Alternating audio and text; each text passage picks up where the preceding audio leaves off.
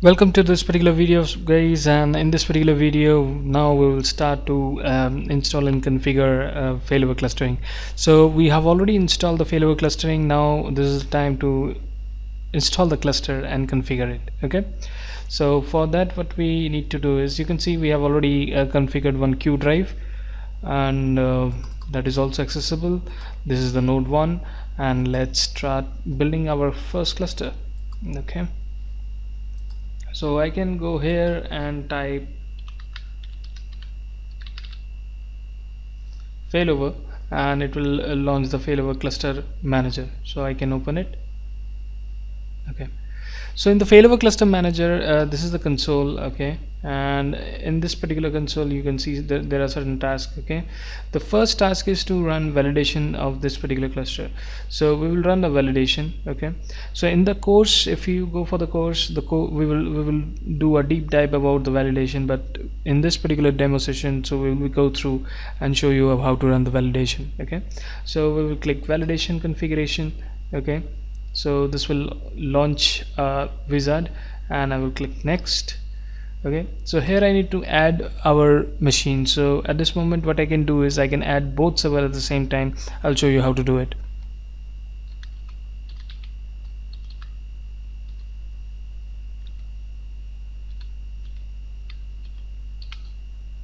Okay, and after that I will click add. So we'll try to query from AD, and you can see it get the fully qualified domain name from that directory. Okay, click next, and by default this is recommended to run all the tests, so we will also run all the tests. Okay, click next. So this will give you a little bit summary that what are the test and the validation is going to run. So I will click next. So once the validation has been complete, I can quickly check the validation report as well, and which is very XML rich and very easy to identify and read.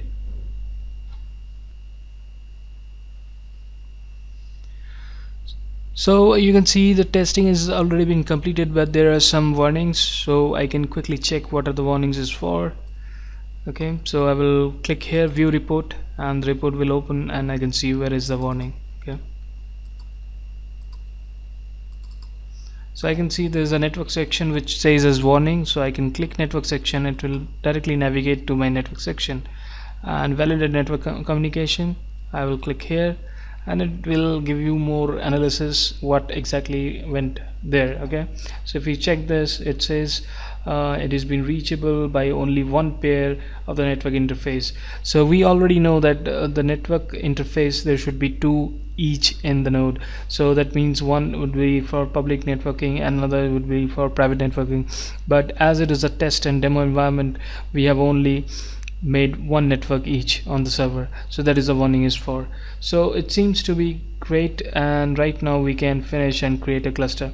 Okay, so if I uncheck this, then I need to trigger the creating the cluster from this particular console. Okay, so we'll do it that way. So I will finish, I will create a cluster from here. So once I click this, there will be a window will open, and I will click next. Here again I need to add both servers which want to participate in this particular cluster. So let me add node 1 and node 2.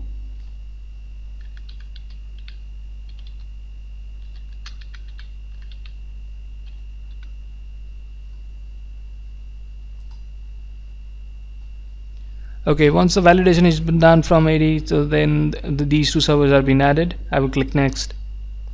So this is the time I need to really enter the cluster name, and this is a cluster name from where this particular cluster will be managed.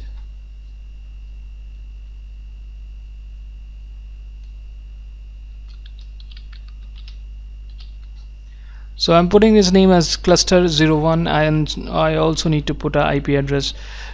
To put an IP address, I need to check I have installed a tool from where it can scan my network. 1 second, if I can see that tool is there.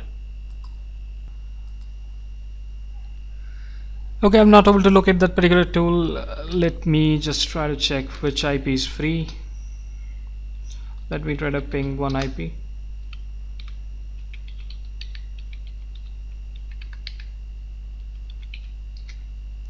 Seems to be 131 is free, so I will be putting 131 here. So IP should be unique. So in real environment we have already allocated the IP for that particular server which we want to use. So I will click next. It will try to validate the name and it will add the eligible cluster storage. Okay, so I will click next.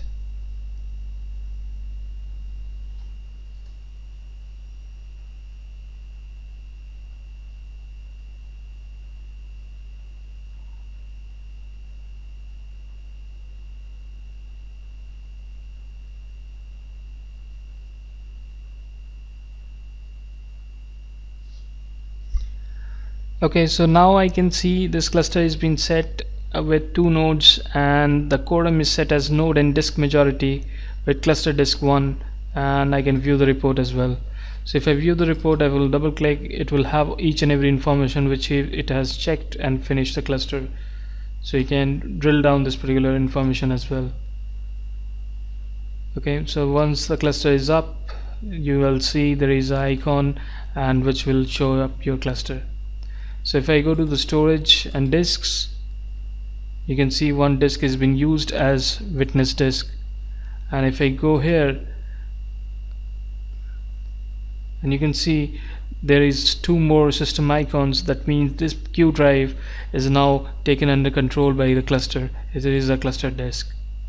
Okay, and if I go to this section and from here in the more action, you can see I can move the cluster to a different node as well. So at this moment node 1 is owning it, so I can move it to, you can see cluster host server node owned by node 1, so I can move to node 2 as well. So now you can see it is going offline and it will come online in the other node, and now you can see it is online in node 2. So this is how you build a new cluster, and hope this particular video is informative. Now your cluster build is complete, and before I just wrap up this particular demo session, I would like to run some few PowerShell commands as well to let you know how you can check the cluster status. Okay,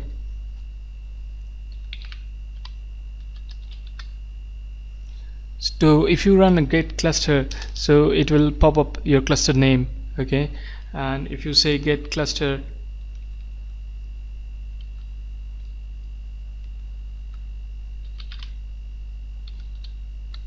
group, then you will get cluster group, and you will also see which other group is online and offline. And you can also run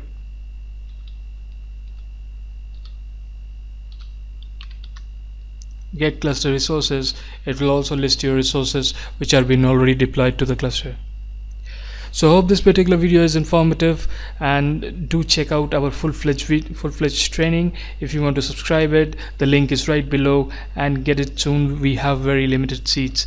Okay, and do share your views, and if you have any question, do write your questions. I will definitely try to answer them, and you are welcome to our course, which is a full-fledged Microsoft cluster failover clustering. We will be covering each and every steps, and if you go to the link, it will have each and every drill down topics which we are going to cover. Okay, so stay tuned with AIKD support. Subscribe our channel. If you like this particular video, do hit the like button. Thank you very much. This is Joy Banerjee signing off from AIKD support. Thanks a lot for your time.